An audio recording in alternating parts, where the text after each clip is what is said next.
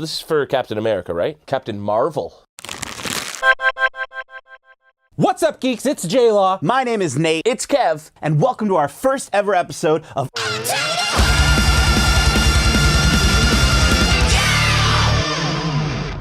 This is a show where we're going to share with you our hype levels, both before and after we see the latest and greatest movies. For our first movie, we're taking a look at Captain Marvel. So let's get started.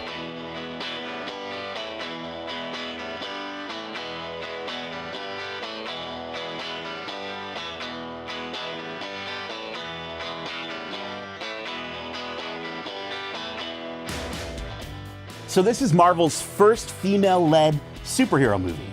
Took them long enough. When the original trailer dropped, I was so underwhelmed by it. I know I'm not alone in thinking that based on that first trailer, this movie looks like a Green Lantern reboot. Fighter jet pilot, a team of different aliens in green suits fighting together. All they need is a bloody ring. Look, I'm a huge Marvel fan, and I'm committed to wanting to see this movie to see how it plays in the whole universe.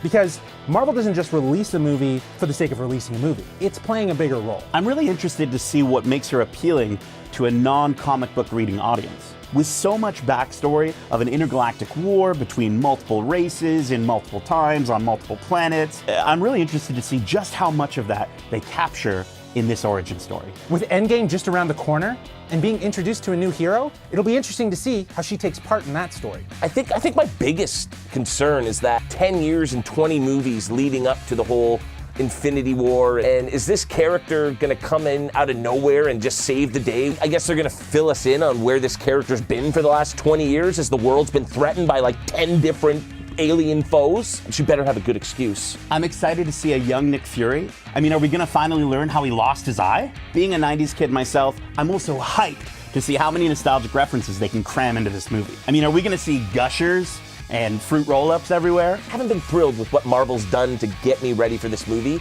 and it's kind of weird because my expectations are usually so high for these Marvel movies. I'm kind of more excited about everything that's going on around Captain Marvel and to see just how it fits within the overall storyline of the heroes we know and love. Right now, I would have to say my hype level is about an 8. Too high. 7. Right now, I'm sitting at a solid 5 out of 10. My hype level for this movie, solid 4. 4? Gee, grump. Now you know where we're at in terms of the hype scale. We're gonna go see this movie, and we're gonna be back here to let you know our thoughts. Peace.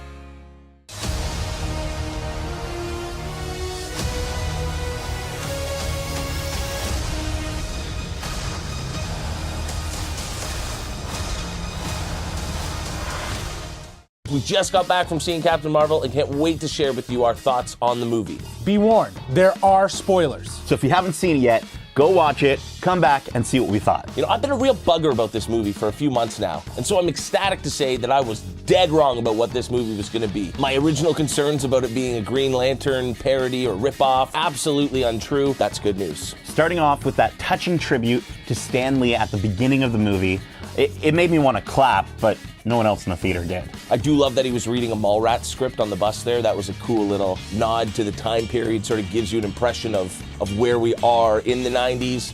And also, does that mean that that was Stan Lee himself and not a character he was playing?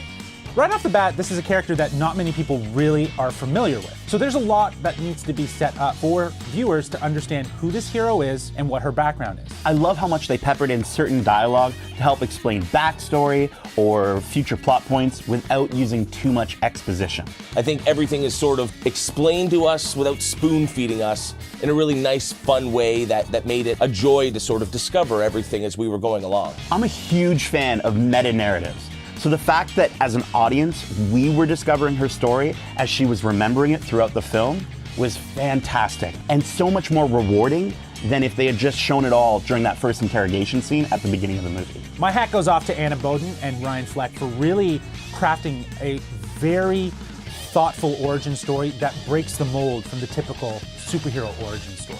I think where they really succeed here is giving us a female-led superhero movie that isn't about the character being a female. Carol could have just as easily been Carl, and I think the character and the story and everything that unfolds could have been exactly the same. It's not about her strengths as a woman, it's her resolve as a human, and that's the story here. It's a human triumph story. You don't have this character bogged down with a man saving the day or a love interest. There's no skimpy outfits. She's just a badass with a great sense of humor, not just your typical female lead. And that was so fun and refreshing for this type of movie. One thing I had a problem with was the whole Tesseract.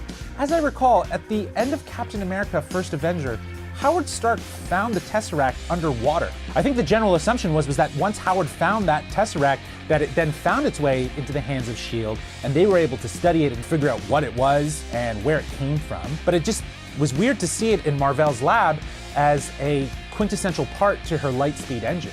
But that's just minor nitpicking. Overall, I'm glad I didn't set my expectations too astronomically high. This movie did exactly what it was supposed to do. It made me care about Carol Danvers, and the story establishes itself perfectly within the cinematic universe that we've come to know and love over the past 20 films. Fury losing his eye to an alien cat did not see that coming. I always thought it was going to be something that was actually a little bit more dramatic. Last time I trusted someone, I lost an eye.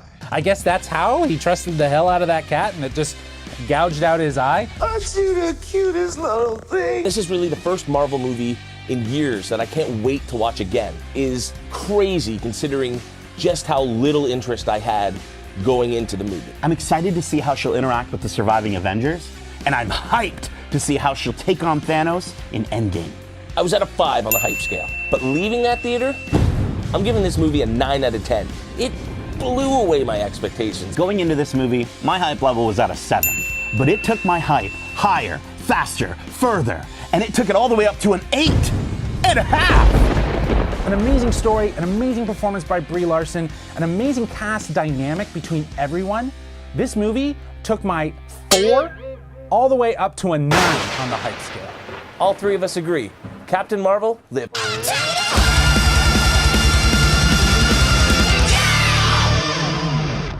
Well, there you have it, our very first episode of Up to the Hype. What did you think of Captain Marvel? Will this be Stan Lee's last cameo in a Marvel movie? And if so, what was your favorite from over the years? Would you be down to see a Goose and Talos buddy cop movie? Do you understand the timeline and chronology of the Tesseract? If so, let me know in the comments below. There are so many great movies coming out this year, and we are beyond excited to see if these movies live up to the hype. As always, we are Geekcentric, and you can be too. So if you like this video, be sure to give it a thumbs up, share it with your friends, and leave us a comment below and let us know what you'd like to see in the future. Get home safe, guys. Love ya. Peace.